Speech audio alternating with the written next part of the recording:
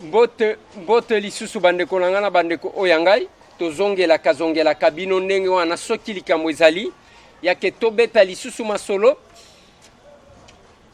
lelo clôture ya mois de Ramadan jeune ya ba musulman mikolo oyo basololaka na nzambe mingi basalaka sacrifice pour être en communion.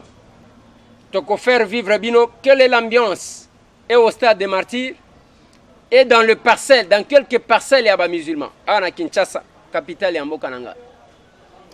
Mais nous allons petit à petit vers la fin du mois, beaucoup d'actions, beaucoup d'activités. Et comme on a, le 30 juin, manifestation ya Kafukafu. Et Kosalemana à Bruxelles, organisée par les Congolais debout. Bako marché pona kosenga nini flyer yango babengi bandeko bipai na bipai pona bo se joindre na ba Congolais debout pona marché wana les 30. Nous sommes à Bruxelles. Pendant ce temps, marathon de prière. Il y a ba femme sage au à Londres. Ezali ko Salema. C'est la même chose. Oh maman, moko komela kingande ko Eliezer. Faut respecter l'engagement. Pour te canaki que au kosala pendant au kosala la biso publicité pendant un mois. Narubi maman. Bongo publicité on va sala kandengeni. Au cause publicité au tcheka nani. Bonne ba te belé ba sala kate maman sage. Aujourd'hui la publicité au tchena site vandi après les 30 longoliango. C'est comme ça que les gens font. Mais biso topona kosala boye parce que c'est une façon de se soutenir mutuellement. Yako sungana, ce n'est pas un paiement. Il y a que ceux qui paiement ya de. Ezanenge yako sungana parce que za pona mboka en même temps. Même ceux qui toko salango se contenir à ba condition biso tozali ko travailler. Il faut que somba carburant groupe ezopela du matin au soir. Il faut internet, il faut énergie. Yaba o ba ko travailler. Mais si on fait tout ça comme calcul, maman okondima que ezako sungana. Mais le col a payé bino bozo salango gratuitement pour na bolingwa Congo nde tolobi to simbanaka to sunganaka. Mais ce qui est comme il y a pression air moko ezope ça pas trop bien. Ezope ça bien te. Ezope ça bien te. Bandeko o bazana UK. Bandeko bazana Londres. Une grande action ezo salema marathon de prière avec les femmes sages. Ça ne sert à rien à cause de la kwana yo, ozelaka, olelaka makambo Congo. Voilà une occasion, ya kebokei, bo sali marathon de prière, pour namboka nabino. Tous ceux qui prônent l'unité, ngana ko marché na bango. Tous ceux qui prônent la division, le tribalisme, l'ethnicisme, na makambo mususu. Ngai na ko combattre bango parce que jusqu'à ce que bako telema. Division parmi les Congolais, ça va nous ramener quoi? Kofingana et komeme la bisoni. Koswana et komeme la bisoni. Adversaire en face, binomoko bobandi koswana et komeme la bisoni.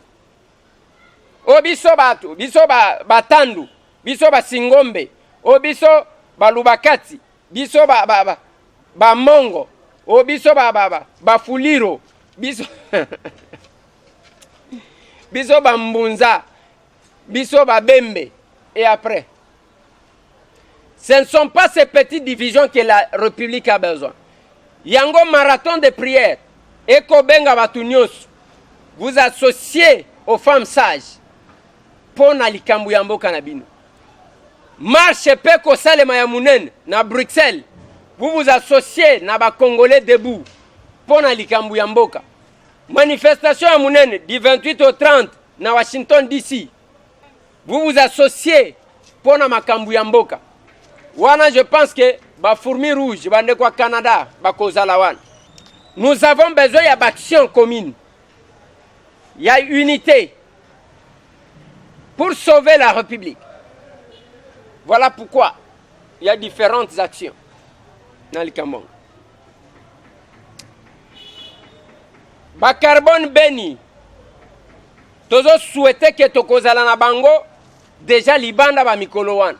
Parce que le 19, comme ba collègue dans la chambre du conseil, notre souhait qu'il soit libéré va retrouver famille na bango et cause à la malam.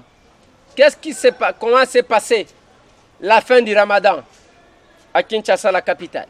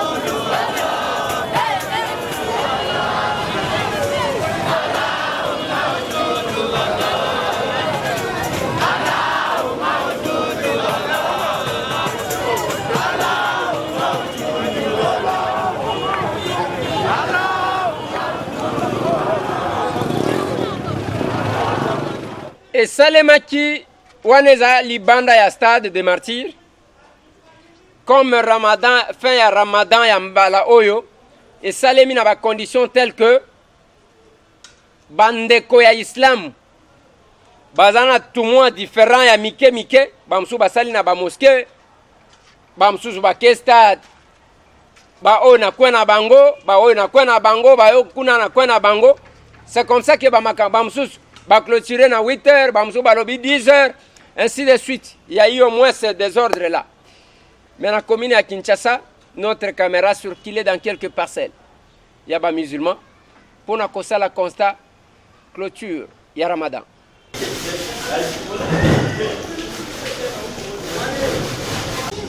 On a carrément fini madame neto sepeli.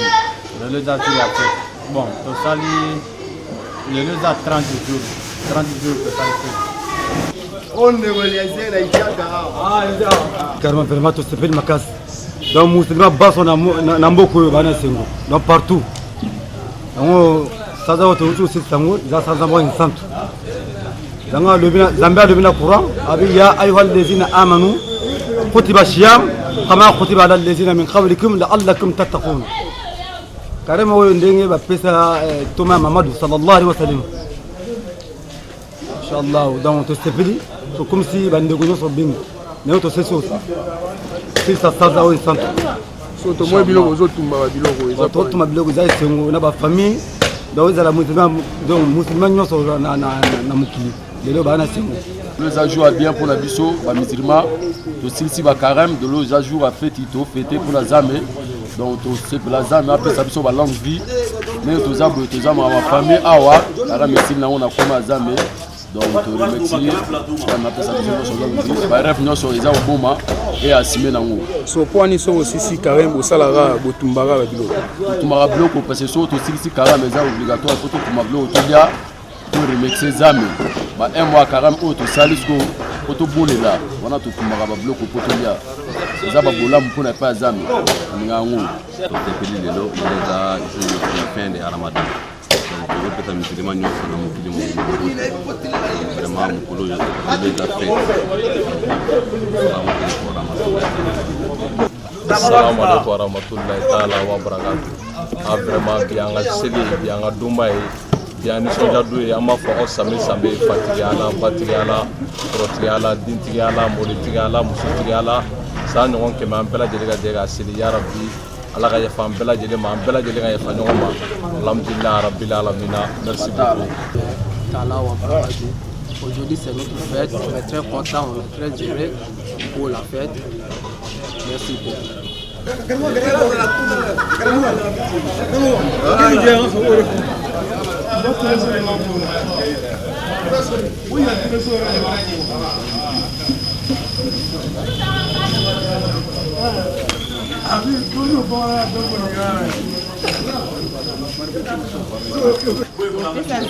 Merci. Moussala to signa contrat yango wana. Fallait qu'il te faire vivre moi bino moi muke. La clôture ya Ramadan ndenge salemi na Kinshasa capitale ya mboka nanga. Contrat eza owan. Mais bientôt là bokozwa éléments sur le programme ya matanga ya mama Olangi. Bokozwa témoignage ya famille ya papa Olangi. Et la suite, vous l'aurez. C'est toujours chez vous. Mais n'oubliez pas, les comptes qui a été créé RDC Monde pour tous les Congolais. Kalamingi te bokomona ba polo ya RDC Monde. Kalamingi te bokomona ba carte, ba nini, ba chapeau ya RDC Monde. Na numéro ya compte eko tambola, na ba polo na ba chemise, na ba parce que mututu place azali à cause la quelque chose on a RDC Monde pourvu que numéro ya compte les comptes les plus sécurisés. Bande kwebele basali ba ordre permanent, bande kwebele bakoningana. Yango na ko pesa merci mingi na bande ko tout aux États-Unis. Ba o na ba bouger te, c'est le moment de bouger. Nekonanga e dit na Japon. Merci beaucoup. Osalaka toujours fierté na biso. Bande konabiso papa Bruno na Canada, na Montréal. Merci beaucoup. Nandenge ozali ko sensibiliser batu. Bande ko o baza na Atlanta, ba o baza na Californie. Bande ko ebele bisika bozali tozoko ka kotanga batu nyonso te. Bino bande ko boza na UK. Bande ko Londres. Merci beaucoup. Bolobaki que numéro mususu wana topesaki ya mama Jeanne Kayembe eza erroné eza bien te tokopesa bino ba numéro misusu na malasima mais sinon le numéro ya compte eza wana soki bozwi difficulté bobengi papa Pierrot akosunga bino pona ko expliquer bino comment ça peut aller ça passe facilement bobo sanate que pona ko faciliter biso cause à la temps. Nous avons demandé ceux qui ont la possibilité de nous trouver une moto stable, capable de faciliter et cause à la manque de balai, ça peut permettre à l'équipe de la déplacement facile pour nous commémorer la information parce que des fois, bako benga na kindel, awa babengi na mpasa, côté kuna na malweka, côté kuna na monga fula kuna na cité mama Mobutu pona toko mana ngiringiri rapidement na Selemba au rond-point Ngaba na banzela ekufa oyo avec la moto ce qui mutwazana mutema mala akosunga biso ça va nous aider. Merci.